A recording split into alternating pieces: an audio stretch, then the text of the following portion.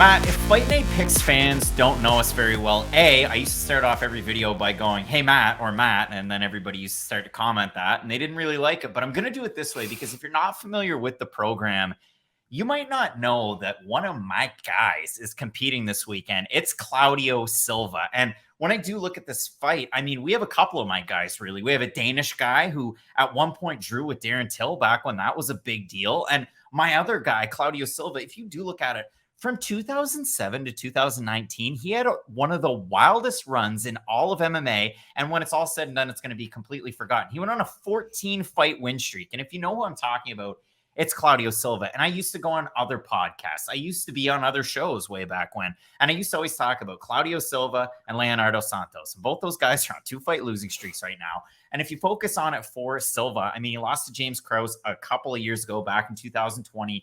Just looked kind of flat. And then his last time out, he took on Court McGee and just looked kind of flat. Like, we just haven't been seeing the same Claudio Silva that we were used to. Now, for James Krause, he's ridden that wave of success of beating Claudio Silva off into the sunset. He hasn't competed since. And if you look at it for a guy like Nicolas Dalby, who I was always, I wouldn't say enamored with, but I was always intrigued by, because came into the UFC riding ahead of steam. He was a little bit older in his career. He had that draw with Darren Till. He wasn't successful. He went back to Cage Warriors, became the champ, and then he came in back into the UFC, and it's been a mixed bag. So if you do look at it, 1-2-1 in his first run, his second run back, it's 2-1 with a no contest.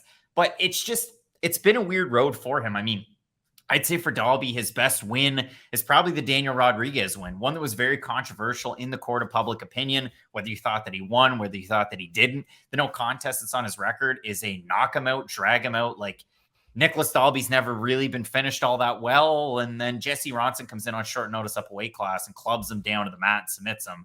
And then, you know, USADA becomes an issue and Jesse Ronson fights it. But when I do look at this, Matt, again, my guy Claudio Silva is going to be one of those guys that doesn't get remembered for what he's done in his career. And it's just a little bit of a shame that we're kind of going into this fight and it's all forgotten. So I hope you appreciate this. Claudio Silva's your Eduardo Nunez for me. I loved Eduardo Nunez when he played for the New York Yankees. No one's ever going to remember him.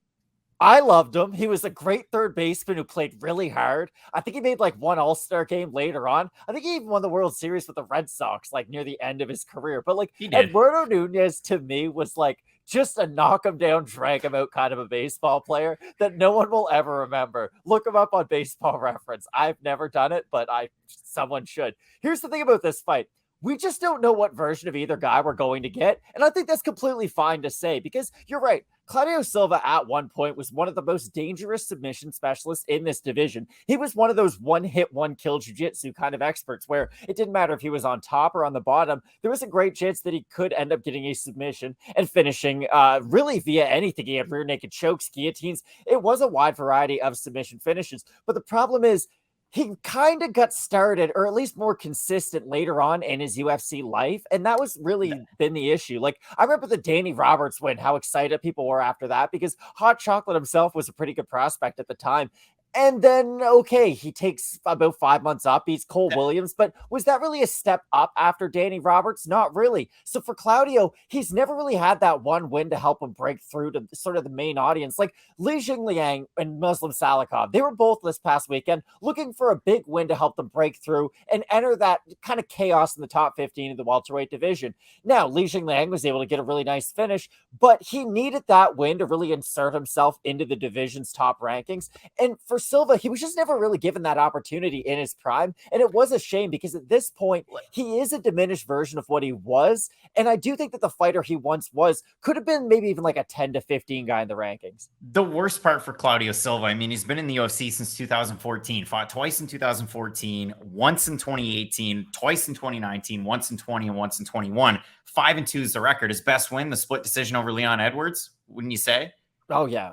I mean, name value-wise, that's the best one. And if you look at it, obviously, he's a Brazilian Jiu-Jitsu black belt to the nth degree. He trains an American top team. There's so many different guys that you can train with there to get ready for a fight like this. But I go down through it. He was originally booked in March of this year to take on Gunnar Nelson, and he backed out due to a knee injury. So you hate to see that. But my biggest sticking point with Claudio Silva, when you're a lights-out Jiu-Jitsu guy, and I noticed there were some people that were kind of upset with Brian Ortega. If he's so good at Jiu-Jitsu, why doesn't he take more people down? Well, if you get into a whizzer and you dislocate your shoulder, then bad things can happen. But for Claudio Silva, that was an armbar. I just focused. Oh, that's enough. I just focused in on his last couple of fights, Matt, because again, the 2-fight losing streak in 2020, 2021, and we haven't seen him compete this year, especially with that knee injury. But I look at it, his last 2 fights, 3 of 22 on his takedown attempts. Like, that's not that great. His striking percentage is bad. He's 85 out of 270, so that's good for 31.8%. Like, I look at this. James Krause beat him. All 3 judges scored at 30-27. When he took on Court McGee, he had 2 30-26s and 1 29-27. Like, this is really, really bad. He's a southpaw, which is great. And the UFC will throw up that graphic like 60% of southpaws win their fights, like it means anything. He's a negative striker. He has below average striking. And then the other thing that he has, his takedown average per 15 minutes is 2.63 to the UFC average of 1.53. But it's 25% accuracy. So if he chases these takedowns and he doesn't get anything out of them, he gets tired and he loses. And that's what I've seen in his last 2 fights. Like, I'm a big Claudio Silva guy. Again, if you've never heard of me, I'm nothing. But I used to be on a lot of shows, and I used to talk about Leonardo Santos and Claudio Silva with a lot of respect and a lot of reverence. And I feel like I've lost that touch a little bit, Matt. And we've only focused on Claudio Silva so far. My guy, Nicolas Dalby, is a fun, flashy striker from distance. But it's a lot of single shots and it's a lot of hit and miss and a pitter patter. And when it doesn't land, it leaves a lot to be desired. And that's always been the issue with Nicolas Dalby. It's not that he isn't a skilled fighter. It's just, if you're a great volume striker, you could probably out-volume him. If you're a great power striker, eventually you're probably going to get to him at a certain point. That's kind of been his issue. Now, I do think he is the far more well-rounded guy in this matchup because, like you said, Silva is a negative striker, and he's really going to have to chase that takedown if he is going to want to have any form of success in this fight. But like you said, and I couldn't agree more, the fact that he has such low accuracy with his takedowns just leads to him getting more tired faster. And if that is the case in this fight, it's not that Nicolas Dalby puts a crazy pressure on an opponent, but I do think his accuracy with his strikes is going to be the difference in a lot of these rounds if Silva can't get him to the mat. And I hate to interrupt, but that's the other thing. When you do look at Nicolas Dalby, he's not traditionally known as a guy who can stop many takedowns. I mean, I go back and I look at his kind of back and forth re-entry to the UFC against Alex Oliveira, and you go, ooh, like you got yourself in those bad positions. And I know for Oliveira, he was able to do that to Kevin Holland not that long ago. So again, you got to take it all with a grain of salt. But I do look at a guy like Nicolas Dalby, and I mean, listen, he got dropped against Darren Till. He got dropped against Zach Cummings. He got dropped by Peter Sabata. So again, Nicolas Dalby's a decent striker, but he's been a little chinny in the UFC. His takedown defense is a little bit of an issue. So my bottom line on this fight, I wrote down neither guys are saints. Neither guys are 2022 title challengers. And then the other thing, my basketball reference number 1. If you watch question mark kicks last weekend, Matt, I threw this one out there. I thought it went over your head, but my guy Claudio Silva right now is watching Zach. It's like watching Zach Randolph when he played for the Sacramento Kings in 2017, 2018. It's like, Papa, what are we doing here? Like you were such a god over with Memphis. He ended up getting his number retired after the fact, but like, why one more season? And I look at Claudio Silva like, why again? And what new are we going to see out of Claudio Silva? Is Dalby's takedown defense that bad? Like it's not great, but is it that bad to where Claudio Silva can kind of go out there and exploit it? That remains to be seen. But man, my guy Silva's really slowed down a lot. Oh, he definitely has. And that's why he's a plus, 220, 225 in some places. Let's talk about that. Nicolas Dalby opened to minus 280, minus 269 right now. Silva plus 240, plus 216. I stay away from it just because, again, like Silva, pretty big underdog in that spot. So it is what it is. And if you do look at this fight and you want to compare notes and you want to compare and contrast, it's a surprise to us that is to you over on Tapology, Matt. I'm going to set the over-under on the votes. I'm going to say over-under 75% Dalby. What do you say? I'll say over. You're going to say over? Oh, boy. 1,092 votes, 89% Dalby, large majority, 85% by decision for the 11% that have Silva, 34% by decision, 45% by submission. And I'm not cheating. Again, we're always together when I do that, but I'm not cheating, but that is what it is. So again, large percentage of the fans have Dalby. I have Dalby again. I think he can pitter patter, pick it away at range.